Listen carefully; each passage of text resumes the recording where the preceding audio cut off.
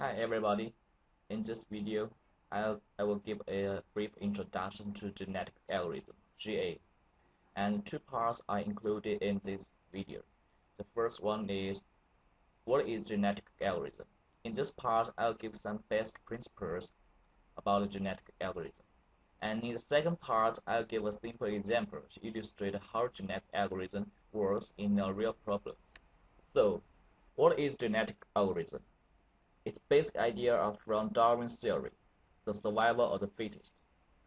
And at first, there is a group of organisms in the environment. And then, at some point, each organism dies. But before they die, each organism will produce offspring. And the offspring are mostly like their parents. But how can they like their parents? And here, two operators are involved. That is recombination and mutation. Recombination here is to combine multiple parents with for variation, and also mutation adds variation. So offspring are not their parents, they just like their parents. And successes have more offspring than failures. So here, how we define successes? Successes here means individuals are more suited to the environment than others, and also means they have more opportunity to live to produce an offspring. And the last is over many generations, the population will resemble the successes more than the failures. So, from Darwin's theory, if we want to apply this theory to a real problem, what should we learn? First, we need a population with many individuals. Then we should let these individuals to reproduce offspring. And also we should inspect fitness to the environment of those individuals. And then we should let nature to do nature selection to determine who is survivors, who is survivor and who is not. And then we go back to the reproduction and go in circles. So, if we want to derive genetic algorithm from Darwin's theory, several problems should be issued before that. And the first one is how we represent individual in genetic algorithm. Normally, we adopt integer or binary sequence as our representation in genetic algorithm. And here is an example. And what about reproduce? As I have explained before, the role of reproduction is to create variations. So two operators are involved in reproduction. There are recombination and mutation. So for recombination, also called crossover, I'll give a very simple example here called one-point recombination. As you can see in the slide, I randomly choose a breakpoint and cut each individual from the breakpoint and swap their pairs, and finally we can get their offspring. And for mutation also is variations. And in this individual, we just swap two genes in his chromosome, and here finish our mutation. And here we come to fitness to environment, and also called object function in the real problem.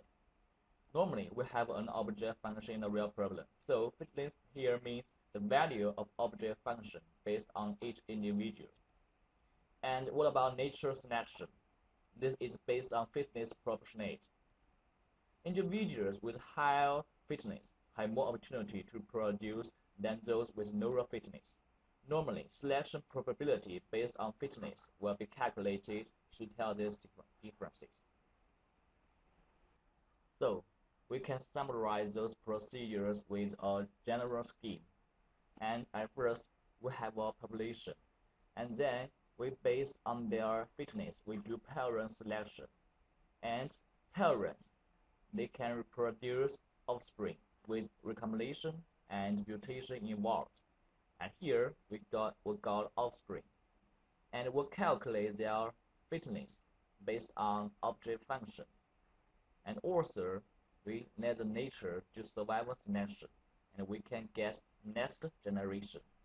And then we go in circles until termination condition is satisfied. Now, I'll give a very simple example to illustrate how this procedures in a genetic algorithm. In this example, I'm going to maximize x squared with x ranging from 0 to 30. As you can see in the slide, I have a population with 4 individuals, and I calculate their fitness based on the object function. And then, based on their fitness, we do parent selection. As you can see, a higher fitness individual has a higher opportunity to produce an offspring. What you should also focus is their average fitness, since average fitness can prove us how genetic algorithms improve fitnesses in each generation. Now we come to recombination. As you can see in the mating pool, the number 3 string in the last generation 01000 cannot be seen in the last mating pool, since it has the lowest fitness in the last generation and should be discarded, and that is what we want. And for the first two parents, the crossover point is in the fourth point, and for the last two parents, the cross point is in the second point. And the crossover measure here is that what I have explained before, 1 point crossover. And after crossover, I get offspring and calculate their fitness and calculate the average fitness. As you can see, the average fitness here is 439. It's much better than the last generation, 293. Mutation also play a role in the reproduction procedure, and in this example, I choose flip-flop mutation. And you just turn 0 into 1, or you turn 1 to 0. And after mutation, we calculate the offspring fitness and calculate the average fitness. What I should mention here is that you're not always performing mutation. Since mutation probability is relatively small, which appears to be less than 0.01. And you can see the average fitness in the last generation.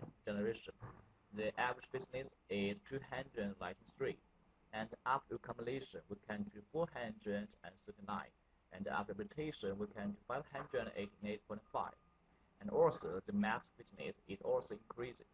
So, if we do this procedure in a program, in a computer, this computer will finally get our result that x equals to 30, and the f of x is 900, and that is what we want.